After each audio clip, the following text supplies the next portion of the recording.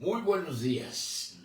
Nuevamente estamos juntos y hemos venido para poder aprender algo de la palabra de Dios. Antes, déjeme nuevamente expresar mi gratitud por sus oraciones, por sus llamadas, por sus chats. Es una bendición ver el amor que ustedes han manifestado hacia mi persona ahora que tuve este accidente con mi pie. Voy mejor, todavía no me sueltan, me quitaron el yeso, pero me pusieron una bota, pero no puedo asentar el pie todavía. Por favor, sigan orando para que pronto yo esté libre de esto y pueda nuevamente entrar en acción. Pero muchas gracias por sus oraciones y muchas gracias por estar conmigo y con nosotros en estos días. Les decía, es la primera vez que paso en casa y no me han dejado solo. Tengo una persona conmigo 24 horas al día y cada uno de ellos que viene y va, pues son ángeles de Dios que vienen a cuidarme, a ayudarme, a moverme. Y muchas gracias a todos ustedes que no pueden estar, no pueden venir, pero oran por su servidor. Hoy vamos a continuar el tema cubrir un poquito más del tema del domingo. El domingo pasado, nuestro hermano Arturo presentó el punto de la relación entre las ovejas y su pastor. Ahora, el término pastor es uno de los 3 nombres que la Biblia le da a los siervos de Dios. La Biblia habla de pastores, habla de obispos y habla de ancianos, pero realmente son 3 títulos para la misma persona. El ser pastor, pues normalmente pensamos en el que está al frente de la iglesia. Algunos han usado el nombre ancianos para los que colaboran con él. Pero leyendo la Escritura vemos que Pablo usaba los 3 términos, pero se refería a la misma persona. Doy gracias a Dios porque el Señor ha ayudado, ha asignado, y día tras día vemos esa relación más íntima en algunos lugares y en otras más separada. Sin embargo, vemos cómo el mundo reconoce a aquellos que están en ciertos puestos y encontramos el día del padre, el día de la madre, el día del maestro, el día del amigo, el día del abuelo, el día del perro, el día del médico, el día del ingeniero, en fin. Y qué bueno que hay el día del pastor. Nosotros aquí en Torrefuerte usamos el tercer domingo de agosto como un domingo para reconocer a este siervo de Dios. Sin embargo, hay mucho que aprender todavía con respecto a esa relación entre el pastor, obispo, anciano y la grey o los miembros de la iglesia. Y digo, es una bendición que sea en algunas iglesias, ya tienen años celebrándolo, el Día del Pastor. Y es un día donde la iglesia tiene oportunidad de manifestar su gratitud, su amor hacia el ministerio de su pastor. El Señor, realmente tenemos que comprender que el que está en el pastorado no es un empleo cualquiera, no es un ingeniero, no es un doctor, aunque hace el papel hasta de abogado, pero el pastor es aquel que tiene ciertas cualidades, ciertas características que otras carreras no tienen, porque es un individuo que es llamado y escogido para el ministerio, es llamado y escogido directamente por Dios. No es el resultado de un examen psicopedagógico o psicométrico, no. No es, a ver, hagan un examen a ver si él está apto para ser pastor o no. No, el pastor, obispo, anciano, es llamado por Dios. Y esto lo hace diferente. No está ahí por decisión de los padres. Muchas veces hay padres que, recordando a Ana, quieren también entregar su hijo, su hija al Señor. Hazlo un siervo tuyo. Señor, llámalo al ministerio. No. Podemos más bien decir, Señor, estoy disponible como padre a entregarte mi hijo o mi hija. Recuerdo hace unos 10 años, poco más o menos, vino una parejita a verme a la oficina y me dice, hermano, ¿cómo puedo hacer para explicarle a mis padres? Y tanto él como ella eran hijos de siervos de Dios, hijos de personas que estaban sirviendo en la iglesia. Pero uno llevaba una carrera, una profesión, era maestra de escuela normal, pero también él había estudiado para ingeniero mecánico y trabajaba en una compañía de automóviles. Bueno, cuando el Señor les llama, cuando el Señor los escoge, ahora vienen y dicen, ¿qué le decimos a nuestros papás? Ellos estaban con la ilusión, ay, mi hijo ya va a ser un ingeniero automovilístico, o mi hija ya va a ser una maestra en la escuela. O sea, se sentían esperanzados que el esfuerzo de ellos como padres iba a ser remunerado. Sin embargo, ahora al decirle, papá, mamá, el Señor nos ha llamado a servirlo y vamos a dejar nuestras carreras seculares y vamos a darle nuestra vida a su servicio. ¿Cómo hacemos para que ellos no sientan esto? No sientan que los defraudamos. Y ahí mismo en la oficina oramos y le digo, vamos a pedirle a Dios que Él prepare los corazones de sus papás. Ella era hija del pastor. Él, como dije, era hijo de una pareja que sirve al Señor.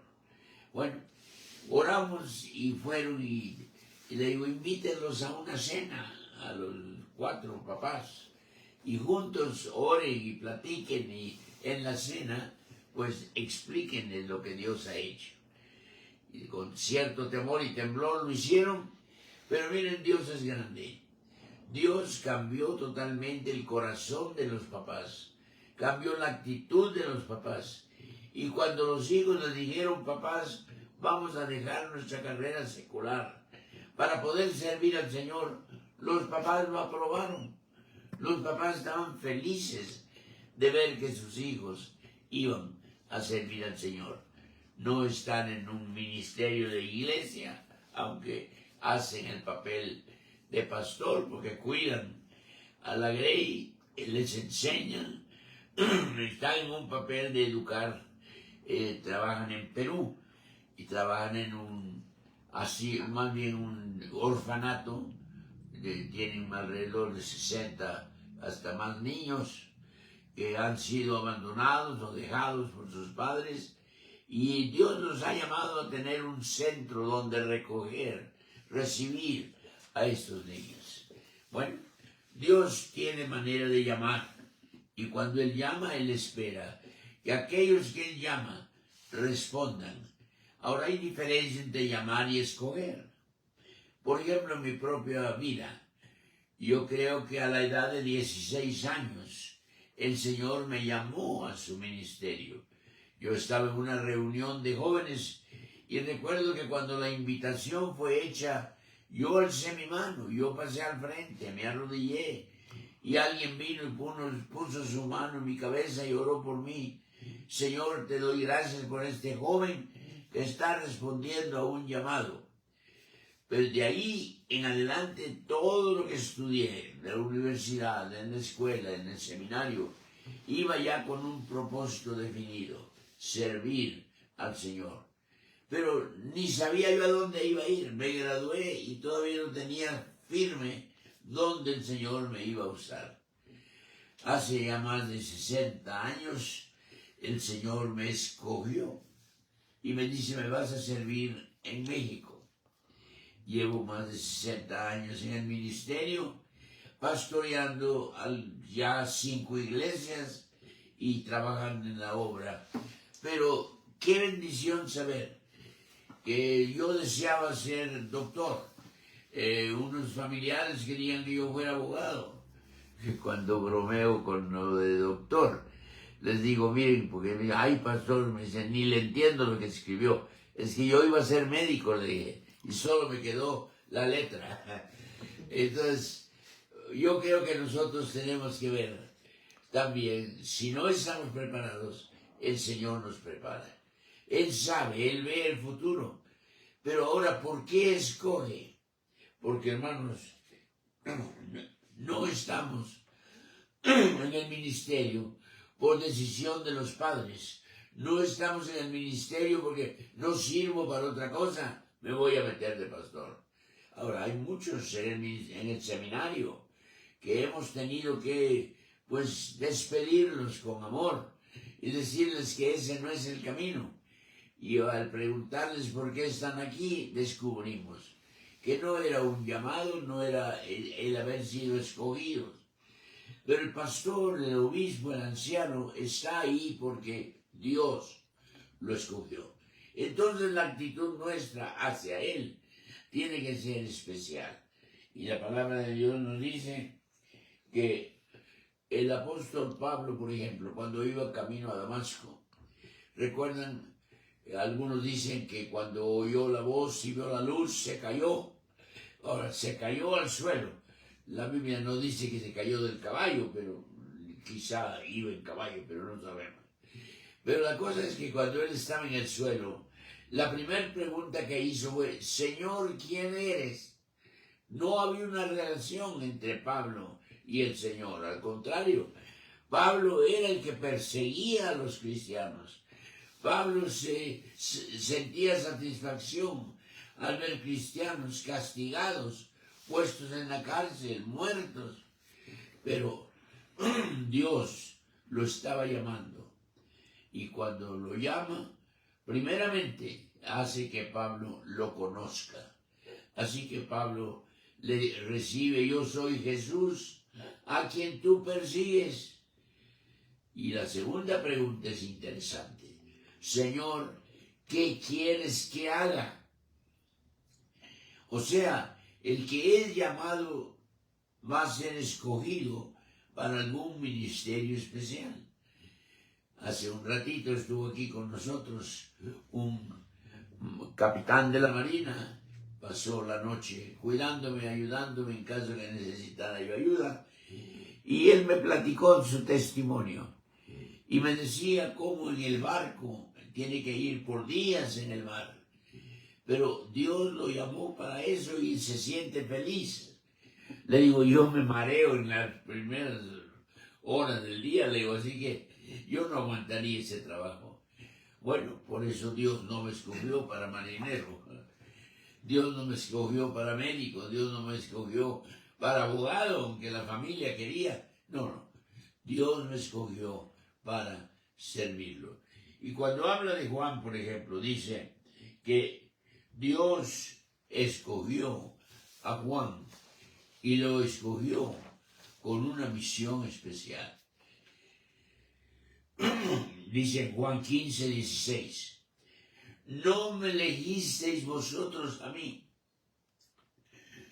sino que yo os elegí a vosotros y os he puesto para que vayáis y llevéis fruto y vuestro fruto permanezca.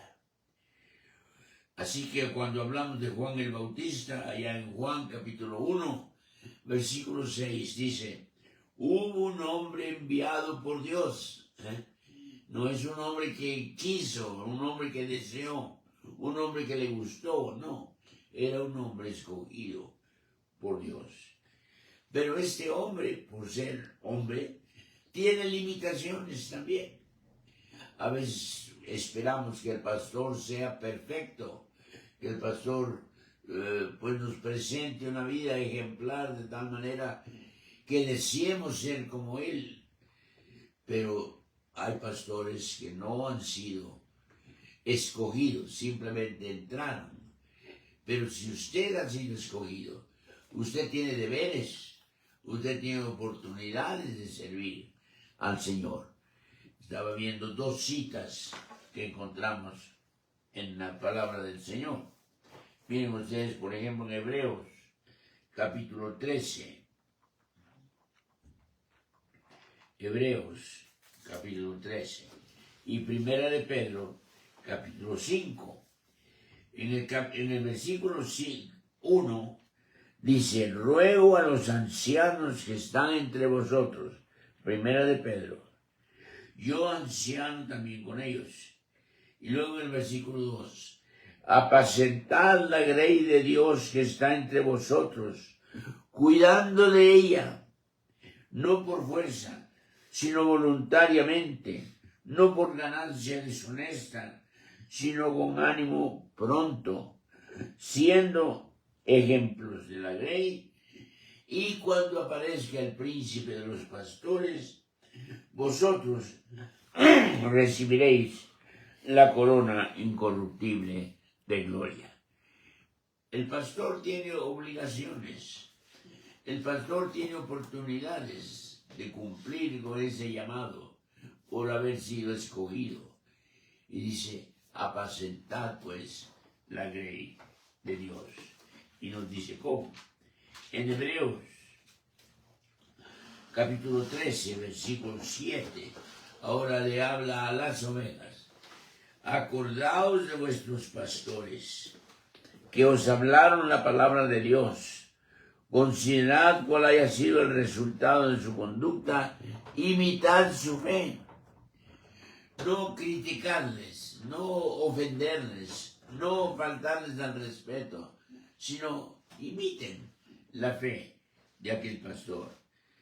Y luego dice en el versículo 17, obedeced a vuestros pastores, sujetaos a ellos, porque ellos velan por vuestras almas, como quienes han de dar cuenta. Hermano, sabe que como pastor yo daré cuenta de mis ovejas. Yo daré cuenta de cómo me comporté con ellos, cómo me comporté ante ellos. Y si ellos están imitando mi fe, qué tremenda responsabilidad tengo yo de poder ser un ejemplo y un maestro para ellos también. Así que la relación de oveja y pastor, la relación de miembros de la iglesia y su anciano, su obispo, está claramente enseñada en la palabra del Señor. Pero como decía el pastor, tiene limitaciones humanas. Es un hombre. Hemos oído a veces: ay, mi pastor es tan buen predicador, pero... o mi pastor enseña la palabra tan clara, pero... y ese pero viene a borrar aquellas características y cualidades que Dios le ha dado al pastor. Yo creo que nosotros tenemos que considerar: mi pastor tiene las mismas necesidades que yo. Mi pastor tiene las mismas experiencias que yo. Es padre, es hijo, es esposo y es pastor de la grey. ¿Cuánto más debo yo de estar velando y buscando cómo poder agradar a Dios con el comportamiento que yo tengo hacia mi pastor? El pastor tiene las mismas luchas, tiene las mismas pasiones, tentaciones, sentimientos. De modo que no esperemos a un pastor, un hombre perfecto, no. Estaba recordando la película La Forja, que muchos de ustedes ya la han visto. La Forja es, no soy perfecto, estoy en crecimiento, estoy en formación. El pastor también va pasando por esa etapa y él tiene que dar cuenta de la grey. Él tiene que comportarse, ser ejemplo de la grey.